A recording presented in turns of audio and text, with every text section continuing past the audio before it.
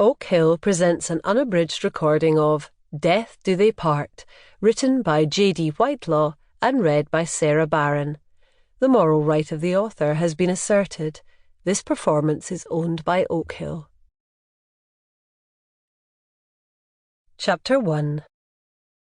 The thumping bass of the nightclub speakers seemed to make everything rattle, including Martha's teeth. She already felt like a fossil, 100 years old, with all the flesh on show.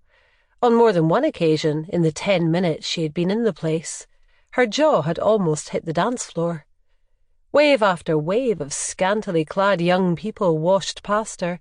As if the thundering noise of the music wasn't bad enough, she had to put up with feeling like a complete dinosaur. "Bloody hell," she said to herself. "What?" yelled Helen beside her. "Nothing," said Martha. "What?" Helen shouted again.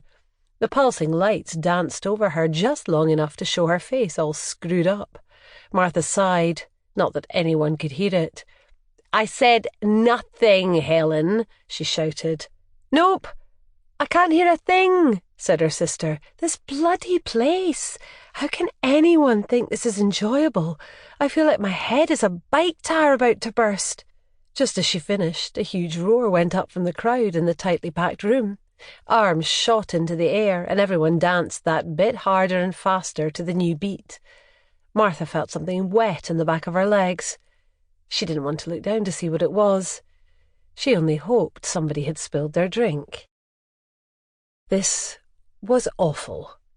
She had to remind herself that they were there for work, not to have a good time, which was probably for the best, all things considered. The last thing Martha Parker could do in a nightclub was have a good time.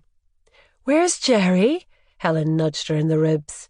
Martha felt a shove in her back, then one in her front. The crowd was shifting, like a sleeping bear rolling from its back to its belly. She tried to protest, but nobody could hear her. The music was far too loud. She looked around the darkened room, across the dance floor and over to the bar. What seemed like hundreds of different faces whizzed past, but none of them was her youngest sister. She wasn't sure if she should panic or not. Then she remembered who she was talking about. Geri Parker was a lot of things. Fierce, feisty, her independence only matched by her intelligence. If she said she would be somewhere, she usually would turn up. Eventually. "I don't know," said Martha, rolling with the ebb and flow of the heavy clubbers. "Come on, let's find a quiet place so I can think straight." "What?" "Yeah." Sample complete. Ready to continue?